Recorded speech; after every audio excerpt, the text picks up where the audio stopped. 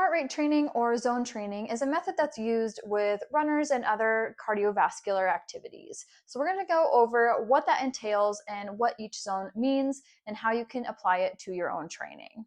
Hi, I'm Catherine. I'm the personal trainer and running coach of Kathletics. Here at Kathletics, we're all about meeting you where you are in your fitness so you can approach hybrid training in a sustainable way. If you are a runner, cyclist, or another aerobic fitness enthusiast, you likely have heard of heart rate training before. Zone training breaks down into 5 different zones. So we're going to go over each of those zones individually, but first I want us to find our max heart rate. So if you're familiar with your max heart rate or maximum heart rate, we want to take 220 minus your age. Now, this isn't going to be a perfect number, but it is going to give you at least a ballpark idea of where your max heart rate might be. So for example, if you are 30 years old, you're going to take 220 minus 30, and your max heart rate is going to be give or take around 190. With this information, then we can break down each of the 5 zones based on that max heart rate. So that max heart rate is going to be at the top of zone 5, and we're going to work our way down to 90% of that. So zone 5 is going to be about 90 to 100% of your maximum heart rate. So again, if that's 190, you're going to take 90 to 100% of that. That's going to be zone 5. Now, zone 5 running or cardiovascular training is going to feel very challenging. This is going to be something that you're not going to be able to sustain for a long whatsoever. So this is going to be like a sprint. You're going to not be able to speak during this. You're going to be breathing heavy. This is going to be a very tough zone to stick in. Zone 4 training is going to be about 80 to 90% of your max heart rate. So again, we're taking that top number and we're going to multiply it to get your estimated zone 4 numbers. So zone 4 is going to feel hard, you're going to be breathing heavy, and it's going to be a little bit hard to speak, but of course not as hard as it would be for zone 5 where we're not able to speak whatsoever. The purpose of zone 4 is to help increase your capacity. Then we move on to zone 3. Now zone 3 is going to be about 70 to 80% of your maximum heart rate. This is going to feel more like a moderate pace or a tempo run. This is what we're going to be aiming for, is that zone 3.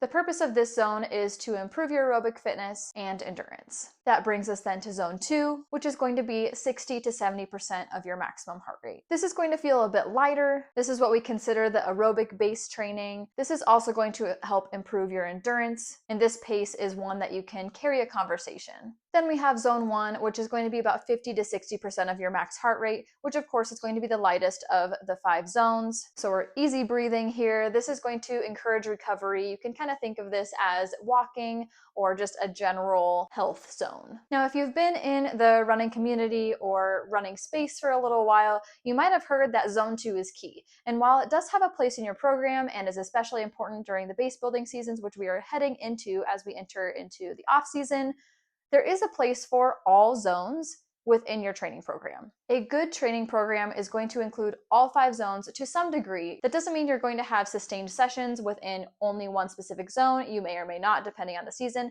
but we will see a glimpse of 1 through 5 throughout every season for different purposes. All of these zones are strategically implemented into my Kathletics Trail program, as well as our other running and hiking programs that can be found in the description below. Now, there are some side notes that I do want to pinpoint when it comes to heart rate zone training. If you're within your first year of aerobic training of any kind, so whether that's running or another modality, I would not focus on heart rate zone training right now. I would focus on building your base and building that consistency. And then once your body has adapted and your heart rate has adapted, then we can look at a little bit more of the heart rate zone training.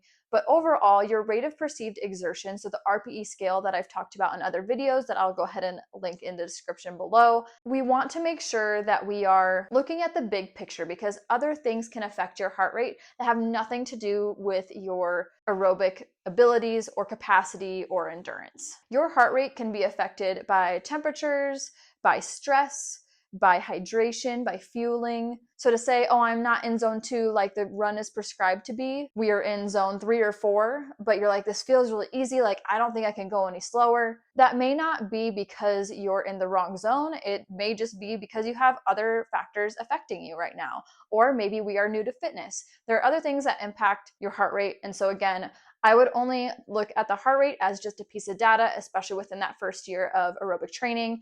And then as you progress, then yes, we can dial that in a little bit more. We can focus on pace a little bit more. We can get into the nitty gritty of that without having to have that be the main focus. Heart rate zone training is a great tool to have in your toolbox, especially as you improve as a runner or improve in whichever cardiovascular activity that you choose. But it's important to look at the overall picture and to make sure that we're taking in this data so we can use it in the future and see your progress over time. Learn more about our cardiovascular and strength training programs by clicking the link in the description. Otherwise, be sure to like, subscribe, and we'll see you in the next one.